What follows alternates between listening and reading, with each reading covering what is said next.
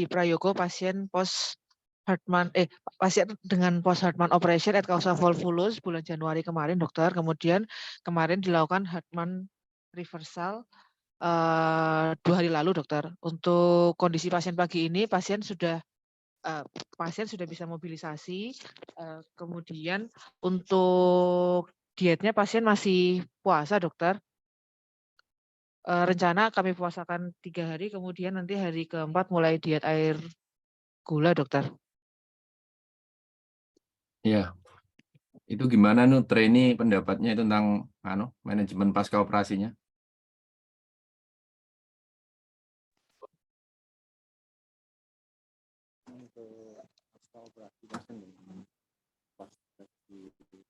Suaranya nggak kedengaran, Mas Heru. Ini, Dok. Halo.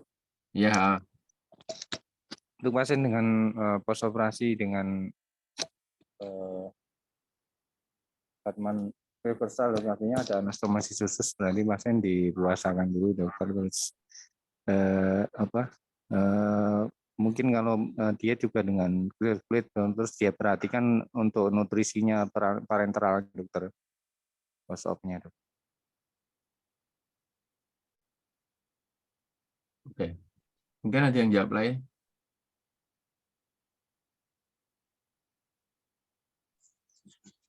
Dok. Ya.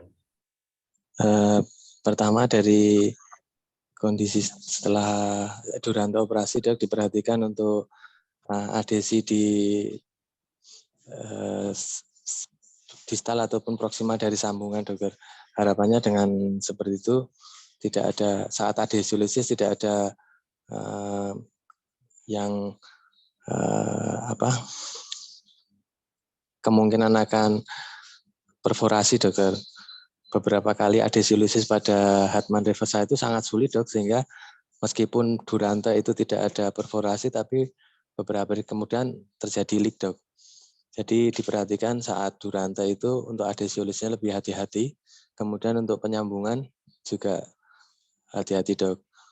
Untuk post op-nya selain yang disebutkan Dokter Heru, mungkin diharapkan untuk anal dilatasi pagi sore, dokter.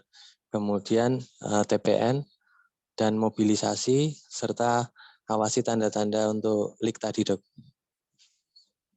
Ya, aku pengen nganu tentang nutrisi ini karena hati-hati nanti nutrisi ini kan sampai puasa 3 hari itu harus ada reasonnya itu. Misalnya yang disebutkan Wawan tadi, udema dilakukan adesi yang sangat hebat, itu pun tidak dianjurkan ya karena kita sudah mulai early feeding dengan mucosal feeding ya, baik dengan clear water dulu, kemudian air gula dan sebagainya. Ini puasa apa nggak terlalu lama 3 hari? Ini memang dipuasakan 3 hari. Puasa maksudnya gimana ini? Dievaluasi tiap harinya, dokter. Untuk clear water sudah mulai hari kedua, dokter, setelah ada peristaltik dan flatus, dokter. Kemudian hari ketiga seandainya nilai sudah peristaltik baik, bisa dilanjutkan dengan susu, dokter. Ya, jangan terlalu lama ya, 3 hari. Nanti ini kalau menjawab ujian dan sebagainya nanti biar keceglong di sini kalian nanti. Nah, jadi salah satu dari komponen hand recovery atau surgery ya early feeding bisa dilakukan, cepat bisa dilakukan. Oke, lanjut. Siap, dokter. Terima kasih, dokter. Izin Ini tadi melanjutkan. kemarin tekniknya apa? Dipakai CDH, stapler, atau handswing? Stapler, dokter, dengan CDH, dok. Berapa jarak itu? Dari peritoneal reflection masih sekitar 5 cm, dok. Jadi itu ada tanda benang dari operasi sebelumnya di Purworejo, sehingga untuk menentukan punktum distalnya alhamdulillah tidak terlalu sulit, dok. Kemudian disisiri dari samping-sampingnya sehingga terbentuk rectosigmoidnya, dok. Residen ya, ini gimana pilihan kamu kan sekarang pakai stapler terus ya di sini. Kalau residen kapan bisa pakai harus mutlak pakai stapler, kapan dengan seperti ini ya, jahit and swing mungkin, Leli mungkin. bedanya apa, Lel? Penggunaan stapler sama apa namanya jahit tangan. Nanti kalau ujian ini sambungan dijahit stapler apa-apa, nanti kamu ujian kena masalah. Siap, dokter. Izin, dokter. Indikasi stapler itu jika jaraknya tuh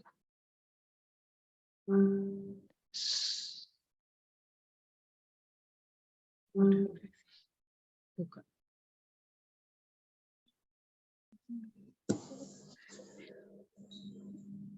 Diambil alih, Reni, coba Reni. Jadi kalau kita buka reflection, dokter, apabila punktum distal dari yang akan kita sambung itu terlalu pendek sehingga kesulitan untuk menyambung dengan hensu, itu indikasi mutlak dari stapler, dok. Saat mungkin sudah masuk ke rektum sepertiga medial atau proksimal yang setelah peritoneal reflection, dok. Ya oke, jadi menentukan berdasarkan apa letak ya, kadang-kadang sulit kita melakukan hand swing ya, terutama di rektum distal itu. Terus kalau untuk kayak linear stapler dan sebagainya itu keuntungannya sebenarnya apa sih kalau pakai linear stapler? Misalkan linear kan bisa di atas ya, hand swing juga bisa, tapi keuntungan penggunaan stapler dibanding jahit tangan mungkin atau mungkin keuntungannya apa atau resikonya apa sebenarnya stapler sama jahit tangan tuh gimana sih bedanya? Mungkin Leli dulu coba atau residen yang lain. Izin, dokter. Mungkin pertama dari waktu, dokter. Waktu untuk kalau stapler lebih cepat, untuk hand sewing-nya mungkin agak sedikit lebih lama. Terus?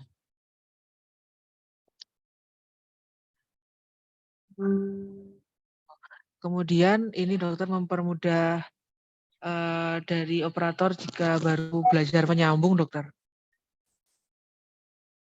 Ya, istilahnya itu membuat sama ya, kamu mau semester 1, semester 2 teknik, atau semester akhir dengan stapler kalau tahu menggunakan, ya sama, skill-nya itu mirip, jadi lebih menganukan memotong waktu untuk learning curve-nya itu, sama apa namanya, lebih cepat, tapi tidak mengurangi resiko untuk leakage dan sebagainya secara signifikan ya, karena sebenarnya faktor lokal dan sistemiknya itu yang penting ya. Kalau teknik operasi, kalau kondisi baik kadang-kadang dijahit olayer atau seromukosa atau yang lainnya pun akan nyambung sendiri. Itu yang jadi dia dipakai untuk tempat-tempat yang agak pendek dan sebagainya. Jadi nanti maksud saya kalau kalian nutup stoma itu jangan punya bayangan hanya di stapler aja. Jadi bisa juga dilakukan jahit tangan. Kadang kalau di swasta saya pakai karena nggak ditanggung BPJS, nggak ada stapler ya jahit tangan, ditarik panjang kayak biasa dengan stapler. Kadang-kadang pilihan juga kalau nanti misalnya di sigmoid ini pilihannya nanggung mau digunakan CDH terlalu panjang sehingga nggak bisa sampai ujung CDH-nya. Kadang-kadang milih yang hitam bisa sampai yang ujung ya, ada yang warnanya hitam tuh panjang. Kalau enggak mau di stapler dengan stapler linear juga nanggung panjangnya, itu jahit tangan aja.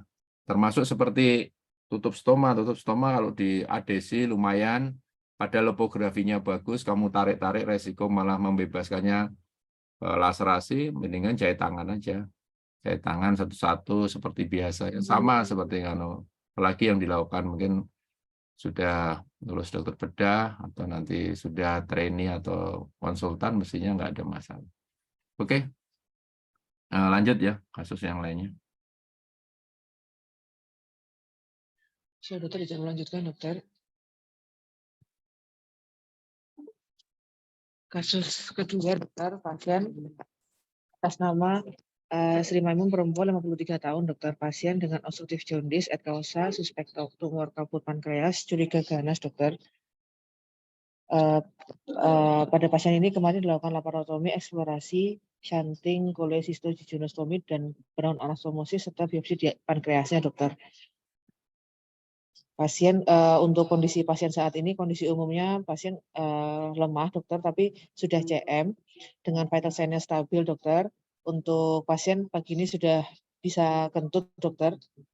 Kemudian untuk sebenarnya sekitar 50 cc dokter. Kemudian untuk pada pasien ini karena sudah bisa kentut, mungkin bisa mulai diet clear water dokter.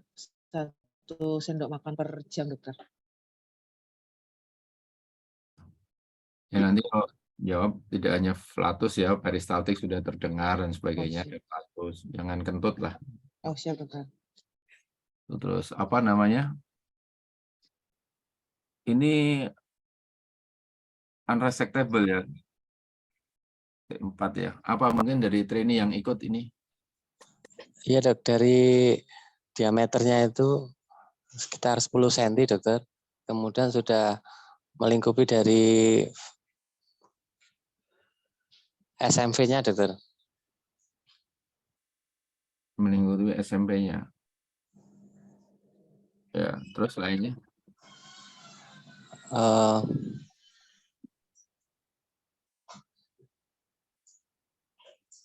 Untuk limfonodinya juga sudah teraba dok, tapi untuk hepannya memang masih licin dok. Ya, kriteria unresectable pada CA kaput pankreas apa ya? Terutama adanya metastasis jauh dokter untuk unresectable. Kemudian dari usia kurang dari 50 tahun dok. Itu sih anu ya, kalau usia katanya kamu baca di mana itu usia itu? Ada 3 dokter, jadi yang unresectable, resectable borderline dokter. Untuk yang unresectable terutama adanya metastasis jauh, kemudian yang borderline itu apabila ensen dari kaput pankreasnya lebih dari 180 derajat dok.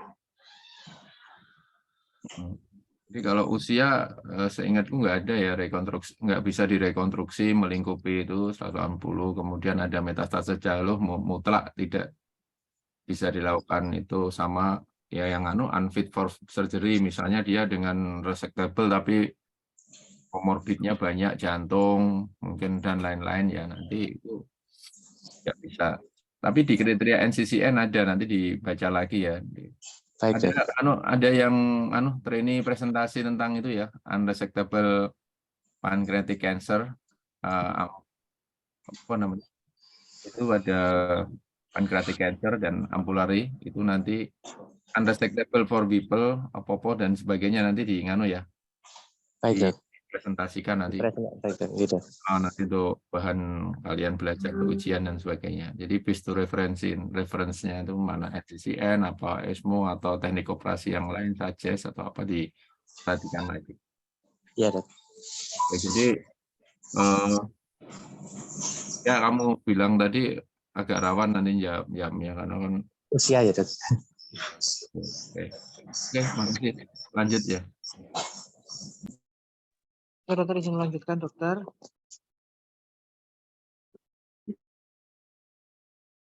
Ya, silakan. Melanjutkan dokter.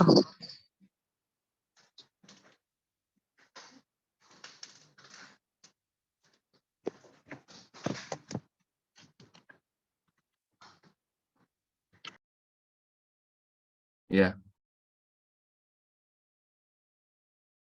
Jeff. Suara hilang.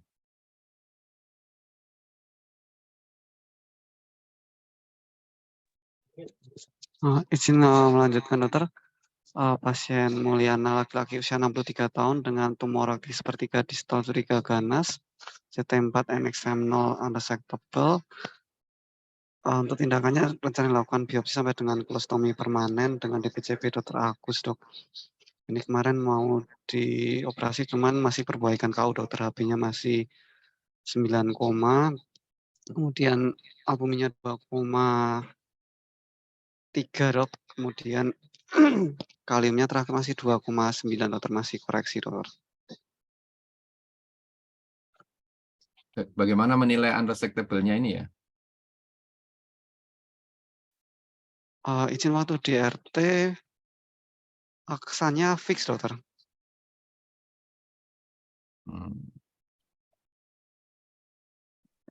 Oke.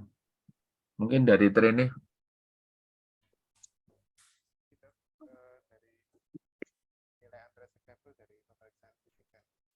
Nggak kedengar suaranya, siapa ini ya? Anton, Dok. Mungkin. Izin, Dok, kalau untuk menilai unresectable bisa dari pemeriksaan fisik dan ditunjang dari pemeriksaan penunjang, Dok. Pemeriksaan fisik dari rectal tuse kemungkinan adanya massa yang terfiksir di organ-organ di sekitarnya yang tidak bisa dimobilisasi dengan rectal tuse, Dok. Kemudian adanya tanda-tanda metastasis, misalnya kan dari pemeriksaan penunjang kita bisa melihat adanya metastasis ke organ-organ, metastasis dekat maupun metastasis yang jauh, Dok. Kemudian ada keterlibatan limfonodi di sekitarnya. Ya, jadi kalau sepertiga distal ini kan kasusnya CA recti sepertiga distal ya. Kapan unresectable?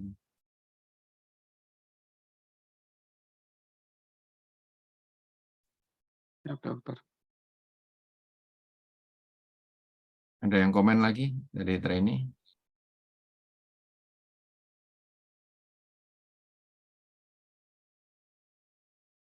Ya tadi klinis ya, klinis, kemudian preoperative staging dengan CT scan atau MRI, ya sudah infiltrasi. Jadi kita targetnya kalau kita mencapai apa namanya resektabilitas itu kan berarti harus memperhatikan teknik yang mau kita pakai kan sudah kita tahu semua ya, total mesorektal eksisi, rektumnya mesorektalnya itu bisa tercapai enggak di situ. Tapi kalau sudah terinfiltrasi sampai ke posteriornya, sampai ke sakrum dan sebagainya, berarti unresectable di situ, mesorektalnya enggak bisa bersih, masih nanti mengakibatkan R0, artinya meninggalkan yang makros atau mikrosnya, kemudian resiko perdarahan dari presakralis dan sebagainya. Tapi kalau nempel tadi metastase ke anterior, ke uterus, ke mana organ yang masih bisa diamputasi tapi tidak memberi morbiditas dan mortalitas pada pasien bisa dilakukan. Jadi T4 ke arah anterior, ke misalnya ke arah apa namanya uterus atau buli parsial bisa.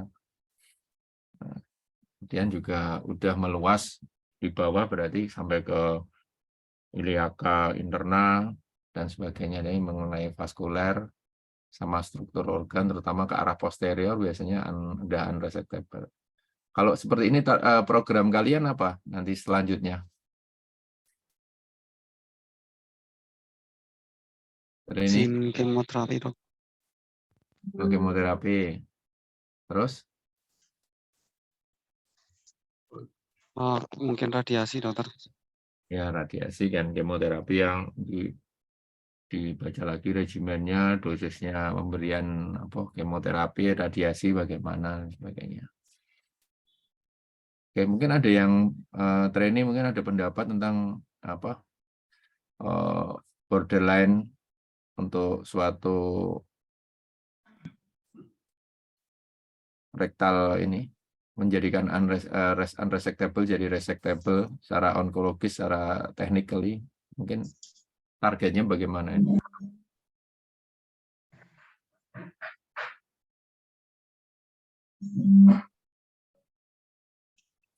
Izin, dokter, kalau T4 infiltrasi ke organ sekitar tapi masih bisa direseksi, mungkin bisa dilakukan frozen section juga, dokter.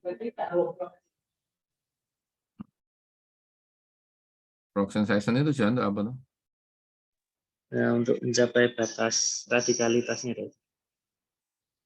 Ya, untuk mengetahui patologi sama radikalitas di situ. Jadi itu berarti kan bisa capek untuk mengetahui apa ya, ada remand-nya atau enggak situ. Tapi programnya apa ini supaya ini kan unresectable. Setelah kamu lihat, oh ini masih mungkin bisa kita harapkan untuk suatu saat resectable, berarti kan kemoradiasi ya. Nah, setelah kemoradiasi itu harus diperhatikan ada radiasi yang saya sampaikan itu. Kalau yang borderline itu bisa dilakukan radiasi jangka pendek dulu kan untuk mengulangi tadi yang kemungkinan ada sisa tadi. Dengan cara apa itu? PET scan dulu. Yaitu diagnostik ya. Jadi ada yang pemberian jangka pendek radiasi, dosisnya biasanya 5 GY ya, 5 GY. Diberikan sama 5 hari berturut-turut, nanti hari ke-7 kita masuk untuk operasi. Harapannya nggak meninggalkan sisa terlalu banyak di situ. Atau yang diberikan jangka panjang, biasanya 25 seri itu, kemudian dievaluasi CT scan lagi, itu biasanya yang unresectable, diperhatikan yang luas itu yang harus dilakukan terapi jangka panjang. Tapi kalau yang borderline ada penempelan, kita ragu-ragu mesorektalnya kena dan sebagainya, lebih baik dikasihkan yang dosis rendah tadi, bisa di synthesizer atau dikasih tambahan kemoterapi oral, di situ juga bisa. Ya. Oke, jadi kemo sama itunya harus diperhatikan, ada jangka pendek, jangka panjang pemberian radiasi untuk menjadikan dia resectable, jadi dengan evaluasi. Kalau yang borderline mending dikasih short itu jangka pendeknya. Oke, lanjut. Oh, ini kolostomi permanen ya. Pilihan kolostominya apa ini? Izin TCS, dokter. Kenapa pilihannya TCS ya?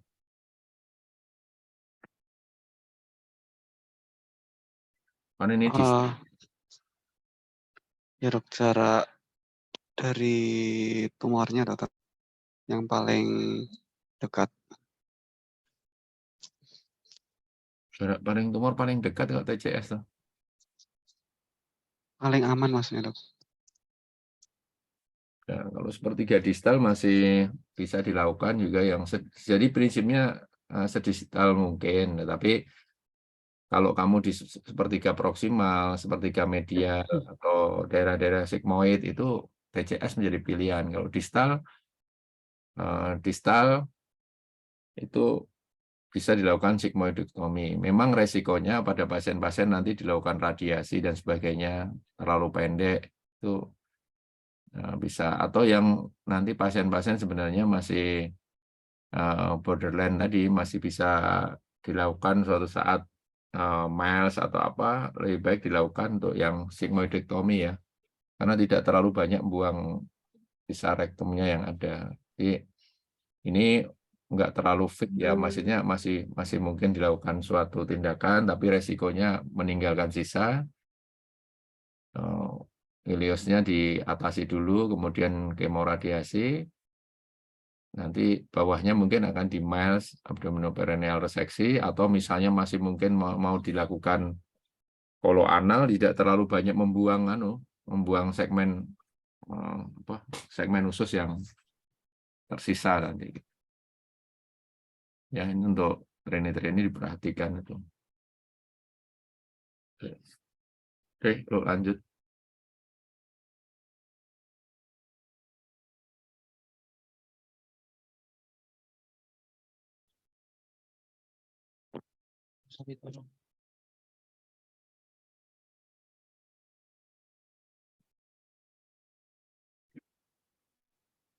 Izin melanjutkan dokter, untuk selanjutnya Bapak Yosua Widono, laki-laki 85 tahun, dokter, pasien dengan CA rekti sepertiga distal, curiga ganas, JD3N1M0, pasien post dilakukan laparotomi ultra low anterior resection dan ileostomi protektif, dokter. Untuk kondisi pasien saat ini, pasien sudah dengan kondisi umum baik, dokter, sudah bisa duduk, pasien sudah bisa BAB juga, dokter. Untuk dietnya terakhir diet bubur nasi, dokter. Untuk pasien rencana hari ini BLPL, dokter. Oke ya. Ultra low anterior seksi. Ya, lanjut Iya, aja. siap dokter, izin melanjutkan dokter.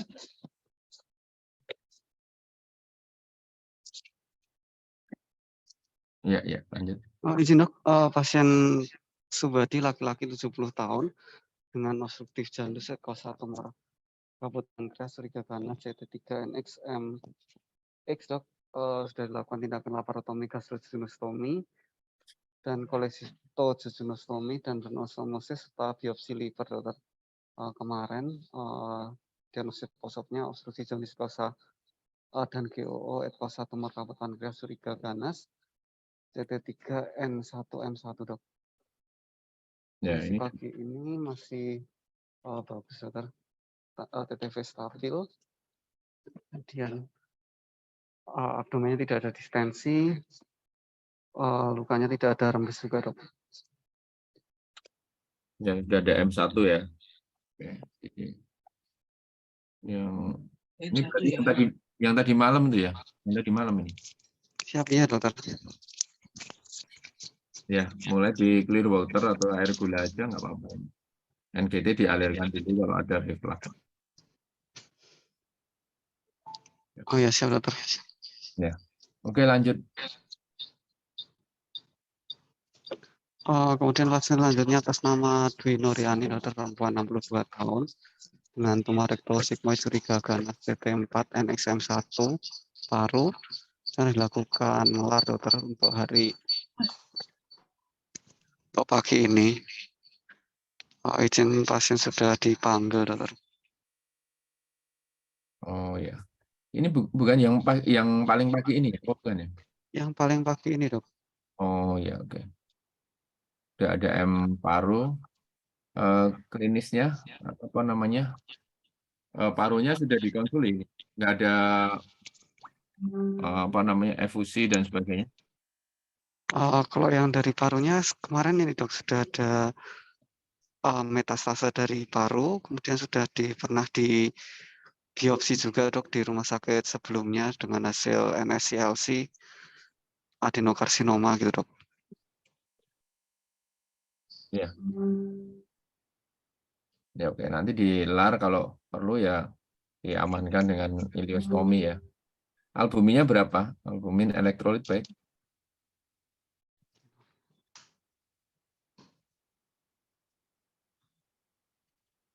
Izin untuk Dwi Nuriani. Albumnya 2,96 dokter. 0,96, oke. Ya. Iya dok.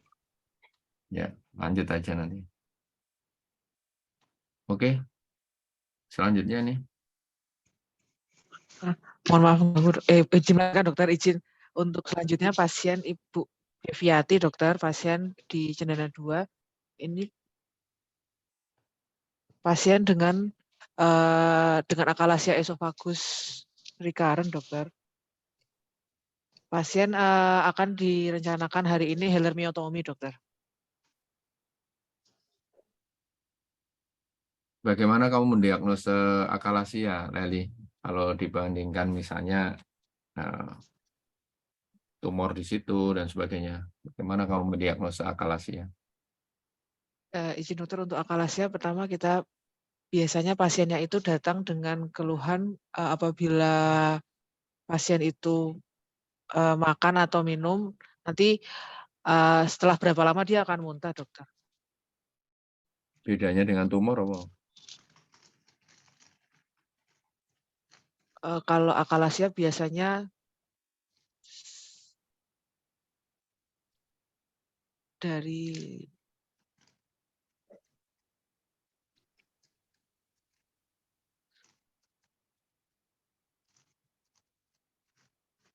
izin, bila tumor biasanya ada tanda-tanda keganasan dokter, seperti penurunan berat badan.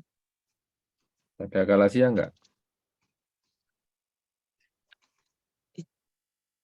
Izin ada dokter.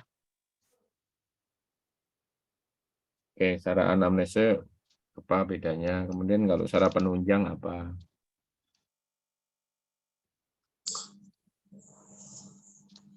Pada penunjang dokter itu pada akalesia scope endoskopi itu masih bisa masuk dok, karena dia gangguan hemotilitas dari ototnya dok. Pada tumor dia akan obstruksi sehingga scope untuk endoskopinya nggak bisa masuk dok. Bagaimana mendiagnosa Wawan secara komprehensif ya? Selain yang kamu sebutkan tadi. Kalau untuk penunjang yang apa? Yang standarnya pakai miografi gitu. Miografin aku baru dengar itu. Maksudnya untuk trainee seniornya mendiagnosa akalasia esophagus. Halo, mungkin jadi Ya. untuk pemeriksaan penunjang bisa dilakukan dengan endoskopi, kemudian esofagogram dengan manometri. Kemudian untuk manometri itu ada tes klasiknya ya, yaitu penurunan resting dari lesnya, kemudian intermittent, kemudian ada peristaltik dari esofagusnya, kemudian intermittent lesnya. Kemudian kalau dari esofagogram dia dicek dari detik seperti paruh turun gitu. Kemudian kalau dari endoskopi belum dimasukkan. Kalau tumor biasanya kalau setelah dia masuk les itu tidak bisa masuk karena dia tumor. Kalau dengan akalasia dia bisa masuk ketika dia dikasih hembusan udara. Oke, kalau menegakkan diagnosis berarti kan dari anamnesa, fisik dan penunjang. Jadi karakteristiknya kan biasanya gimana, dia semakin hari semakin nggak bisa makan yang tumor, biasanya nggak bisa makan yang padat kan. Begitu makan padat mesti tadinya agak padat bisa, lama-lama hanya cair ya. Tapi pada akalasia itu justru karena gravitasi, karena barang-barang yang misalnya padat ada gravitasi, dia malah bisa, misalnya bubur itu kadang-kadang malah bisa masuk, sedangkan minuman keselak dia. Nah, itu yang membedakan ya. Jadi kan namanya tumor, struktur semakin sempit sehingga materialnya semakin yang kecil ya. Tapi yang kalau akalasia yang gravitasi kadang-kadang masih bisa. Itu ciri khasnya adalah seperti itu. Terus yang dalam penunjang itu jangan langsung endoskopi. Tadi apa? Kurang apa kamu? Kalau untuk akalasia sama esofagografi tadi apa?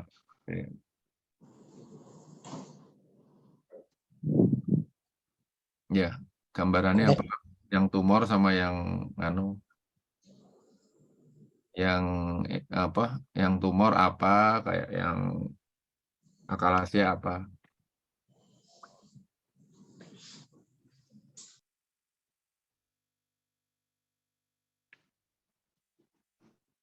Tadi udah ada yang nyebut berpik belum ya? Berpik IP. Udah ya? Yang ujungnya, jadi ujungnya kayak paruh burung itu. Sedangkan pada tumor tuh kayak Pak Bambang bilangnya shoulder sand ya. Jadi kayak ada bentuk apa itu atau string. Jadi kayak ada cuma satu ngelarit masuk gitu ya. Tapi kalau itu penyempitannya hanya kayak di ujung gitu. Jadi membesar. Terus ada lagi gambarannya apa? Kalau gambaran yang bisa dilihat dari akalasia, apa namanya, esofagografinya. Mungkin selain berpik dok, untuk akalasia yang tipe 3 dok, itu mungkin ada gambaran seperti spasme otot-otot di esofagus dok. Malah kadang ada itu namanya mega esofagus tuh. Jadi esofagusnya kayak melebar gitu. Jadi melebar banget kayak sigmoid esofagus tuh, jadi melebar terus hidungnya kecil di situ. Oke, diagnosanya tadi udah endoskopi dengan manometri tadi. Udah dijelaskan. Kalau terapinya apa yang dilakukan? Yang bisa dilakukan terapinya apa aja? Nah, operatif dengan Heller myotomi dengan funduplikasi dokter. Duh, kok loncat-loncat ya. Ini mesti ada non-operatif dulu. Pada grade berapa non-operatif. Apa yang dilakukan dengan operatif itu apa. Obat-obatnya apa. Contohnya apa yang non-operatif?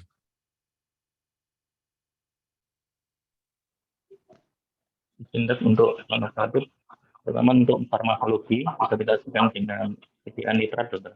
Kemudian dengan endoskopinya dengan injeksi botox, dokter. Kemudian kita dengan balon informatif, dokter. Dan yang keempat dengan teknik operasi. Bisa dengan endoskopi, TWLM, atau dengan laparoskopi Heller atau laparotomi. Ya, ya. Ini ya jawabannya bagus, nanti tinggal didalemin lagi nanti. Maksudnya kerangka berpikir itu pathway-nya ada ya. Jadi non-operatif tadi sudah disebut balon, injecting, botox, nanti tinggal diperpanjang berapa kali serinya, kemudian apa namanya dosisnya, kalau botox obat-obatnya itu diperhatikan lagi persiapan ujian. Kemudian tadi apa namanya operasinya yang transmukosal sama yang Heller-myotomy open atau laparoskopi, duplikasi atau tidak. Itu nanti disampaikan keuntungan kerugiannya dicatat lagi, kalau tidak apa, kalau iya apa dilakukan. Terus apa namanya perbedaannya signifikan atau enggak itu dibaca. Jadi kalau ada kasus gini kan ini kasus bagus sih, menarik karena ini yang recurrent tuh bukan ya? Izin iya, dokter. Yang recurrent. Kenapa bisa recurrent? Waktu operasi yang pertama mungkin miotominya kurang panjang, dokter, atau karena ada adesi. Miotomi gimana yang bagus? Yang standar miotomi yang disarankan? Sampai batas 2 cm di atas dan di bawah, kemudian sampai batas mukosa, dokter. Tahunya batas mukosa, ya kelihatan mukosanya ya, tapi kalau dengan endoskopi biasanya bulging ya, kayak melembung gitu mukosanya. Kayak bisa bulging dengan bantuan endoskopi atau anunya itu. Maskelnya di split terus itu. Oke. Oke lah, lanjut nanti belajar lagi ya akalasi ya. Kalau ada nih disampaikan juga di laporan pagi lah, lama udah nggak akalasi ya. Ini mungkin ya nanti yang senior-senior yang mau ujian itu gelombongnya Heri, Anas dan sebagainya itu apa namanya membuat presentasi kayak gini, nanti kan mulai belajar mempersiapkan ujian. Jadi apa yang kira-kira ujian tuh dipresentasikan sambil mengingat-ingat. Kalau kamu hanya membaca, nggak ngerangkum, nggak buat itu, nggak hafal, nanti targetnya bisa lolos lah untuk ujian, bisa kalau bisa ranking bagus. Jadi selain skill, kalian juga mempersiapkan PPT. Kalau bisa kolaborasi, misalnya Heri apa, Anas apa, kemudian Arif apa, sehingga nanti bisa dipakai bersama gitu. Ya nanti sekalian untuk latihan ngomong, latihan menjawab, latihan apa, karena itu nggak bisa langsung dilatih dalam 1 minggu, 2 minggu sebelum ujian ya, tapi harus jangka panjang, cara menyampaikan, cara menjawab. Jadi biasain kalau membuat presentasi itu sudah dibuat di slide-slide lain, kira-kira pertanyaan-pertanyaan bakal di mana atau pertanyaan-pertanyaan penting. Beberapa literatur itu sudah ada rekomendasi akalasia esophagus itu dengan apa, misalnya dengan dilakukan laparoskopi atau kapan dibaloning, kemudian kapan diinjeksi, itu bisa kamu tulis sekaligus kamu buat suatu pertanyaan, sehingga kalau nanti suatu dapat pertanyaan sudah bisa memprediksi. Itu mungkin salah satu tip cara belajar untuk kalian ya. Oke, lanjut. Ya, dokter izin melanjutkan, dokter. Untuk selanjutnya pasien Pak Beni Rusmawan, laki-laki 47 tahun, dokter. Pasien dengan hernia umbilicalis incarcerata, dokter, pasien dengan sirosis hepatis. Pasien dilakukan laparotomi hernia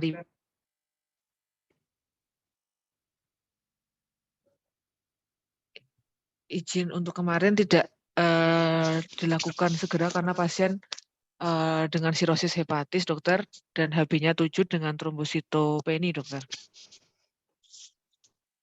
Ada asites nggak? Asites nggak? Izin ada juga, dokter. Oke. Ya, ini ada asites dan sebagainya, resiko rekarensinya tinggi ya. Terus Siap, dokter. dipastikan ke keluarga informasi, rejecting implan juga tinggi, misalnya menggunakan mesh dan sebagainya. Jadi teknik-tekniknya harus dipilih yang pas ya. Kalau di drainase dulu cairannya, asitesnya dikeluarkan, kalau bisa jangan menggunakan mesh dan sebagainya, karena beberapa sering reject gitu, kecuali kalau defeknya luas untuk mencegah kompartemen. Oke, lanjut. Siap, dokter. Terima kasih, dokter. Izin melanjutkan. Izin melanjutkan, dokter. Pasien selanjutnya atas nama Tri Abdi Putra, laki-laki 56 tahun, dokter, dengan obstruktif jaundice at causal suspect cholelithiasis, cholelithiasis, dok. Ini rencana pasien dilakukan laparotomi eksplorasi CBD, menunggu hasil MRCP, dokter. Kemarin MRCP-nya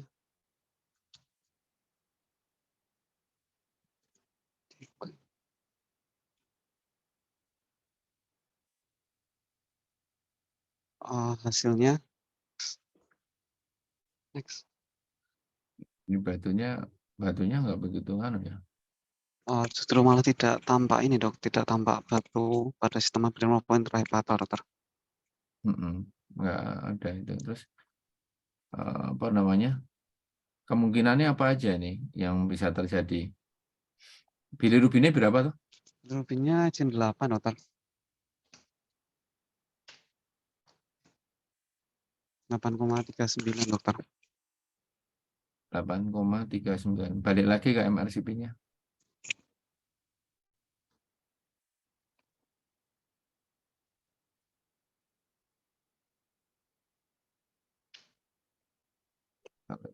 Cukup banyak ya. Balik lagi. Ini HB-nya berapa?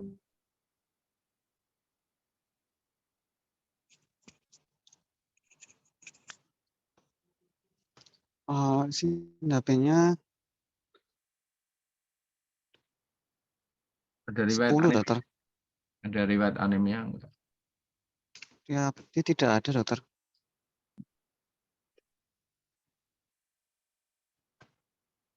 Mungkin dari trainee ada pendapat ini yang sudah meriksa pasiennya.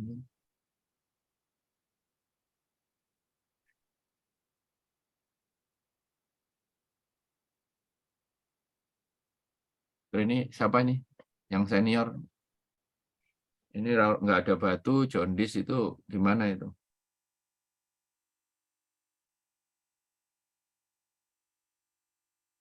Halo?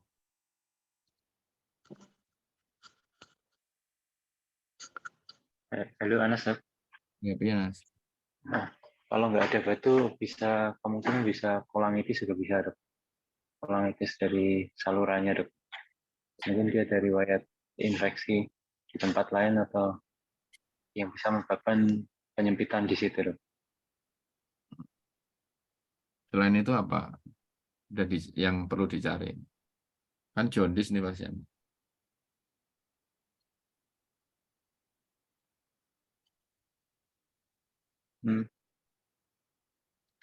Sumbatan mungkin di ampula vaternya juga bisa ada tumor dari ekstra dari biliernya. Ya itu dicari ya. Tapi yang jelas kan kita kalau jaundice nyarinya dari prehepatal, hepatal, poshepatalnya ya. Ada enggak gitu. Di anamnesa dia penyakit-penyakit yang merusak pembuatan darah atau digrasia, misalnya pasien-pasien dengan sickle cell anemia, dan yang lainnya nanti terlihat jaundice-nya dari situ enggak, terus kemudian intrahepatal ada tumor-tumor di situ enggak. Ini kebetulan di MRCP kan sudah enggak ada ya. Ada intrahepatic cholangioCA dan sebagainya. Kemudian yang poshepatal itu intralumen ada enggak, misalnya batu kan enggak ada, masih mungkin apa sludge. Kemudian tadi dindingnya misalnya cholangioCA, bisa kalau enggak ada demam bisa aja cholangioCA, tapi biasanya apa namanya tidak ada pelebaran ya, penebalan gitu, juga termasuk adanya kolangitis. Yang distalnya dilihat ada masa tumor di distal enggak, termasuk ampula, syak kaput, dan sebagainya harus diperhatikan itu. Atau mungkin struktur di CPD distal juga bisa. Nah ini kalau usul mungkin di anu dulu ya nih. Balik ke slide pertamanya, ke pasiennya, data pasiennya. Ini masih muda, kecil, mungkin kalau itu tidak ketemu. Tapi ini USG-nya sudah ada? Izin belum di USG, Dok. Oh, beberapa batu justru kelihatan dari USG-nya itu. Ini diusulkan aja kalau misalnya endoskopi dilihat itu ada ambula enggak. Tapi kalau ada ambula ini mungkin masih resectable untuk suatu operasi Whipple ini.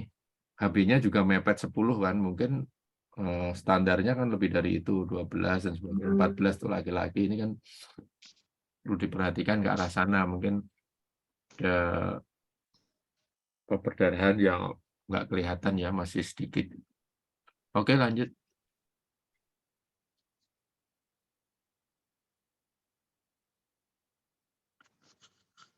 Izin melanjutkan, Dokter. Pasien laki-laki atas namanya Dimartias 62 tahun dengan appendicitis gangrenosa, post laparotomi appendektomi dan ileostomi protektif. Sudah dilakukan tindakan tutup stoma tanggal 15 kemarin, Dokter. Hari kedua hari ini. Kondisi pasien stabil, masih agak rasa nyeri di luka operasinya, Dokter. Ya, dua-duanya diperhatikan nganunya ya, apa namanya, kondisi lokal, apa sistemiknya untuk albumin, elektrolit dan sebagainya, darah lengkapnya, leukositnya naik enggak dan sebagainya. Takutnya inflamasinya memanjang nanti ganggu, terus bisa leak juga. Ini bisa udah dicair aja nggak apa-apa, dicair dulu. Ya. Aman tadi, ya lanjut aja.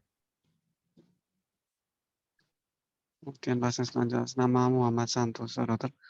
Pasien laki-laki usia 56 tahun dengan adenokarsinoma rektis vertika medial, post ular dan ileostomi protektif. Lanjut aja nih, lanjut.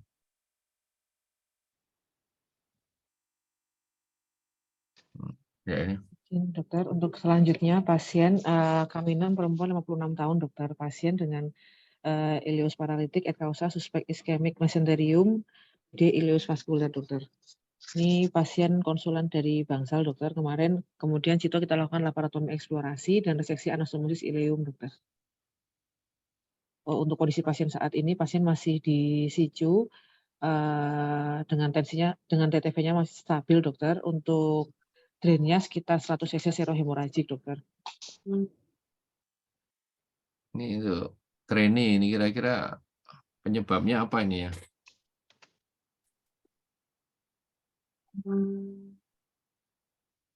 Ya underlying disease-nya yang menyebabkan itu enggak? Mungkin cirrhosisnya, Dokter. Apa? Nah, salah satunya itu mungkin ada kelainan cirrhosisnya, Dok. Itu kan konsulan internal, Dok. Dengan adanya cirrhosis hepatis juga, Dok. Jadi mungkin ada kelainan perdarahannya, Dok. Perdarahannya tuh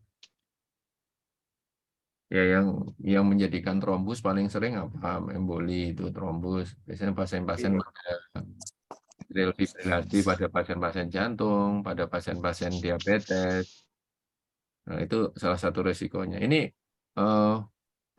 yang paling sering seperti ini apa toh nekrosis? Ini kan mesenterium, kolon kadang-kadang melibatkan kolon, melibatkan apa namanya usus halus dan sebagainya ya, small bowel-nya, karena biasanya kasusnya apa Mas Elu? Underlying-nya dok. Ya, biasanya apa itu kalau misalnya kolonnya kenaan, ini mesenterium tok ya, mungkin embolinya itu hanya perutnya yang mesenterium, tapi kalau kolonnya kena, jadi kalau kamu buka terus tiba-tiba hitam semua ini, hitam iliumnya, hitam kolonnya, yang kolon kanan utamanya itu kasusnya apa?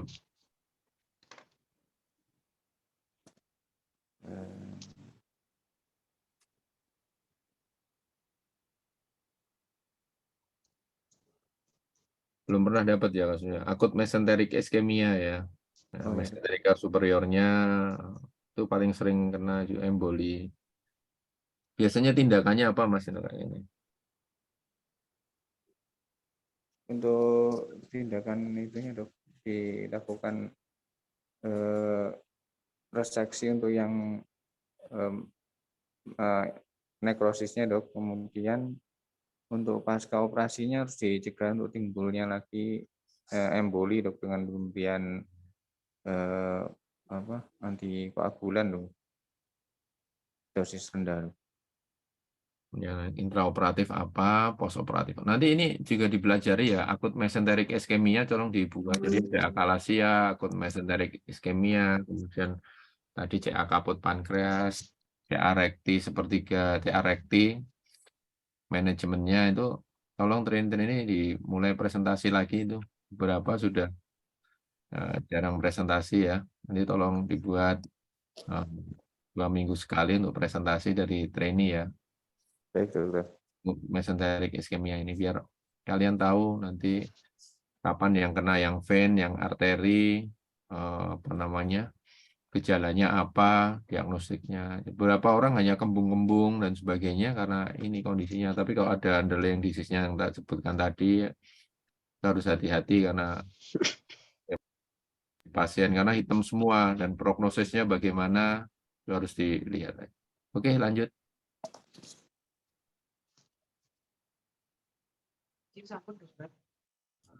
Oke, terima kasih ya. Nanti tolong nanti dipelajari lagi buat teman-teman trainee dan residen. Ini kasus bagus-bagus, tolong dipelajari. Jadi kayak ini mesenteric emboli mesenterik, jangan hanya lihat kasusnya emboli mesenterik, tapi baca lagi kausanya apa, manajemennya apa, dan sebagainya. Ya. Oke, terima kasih. Selamat pagi, selamat belajar dan beraktivitas hari ini.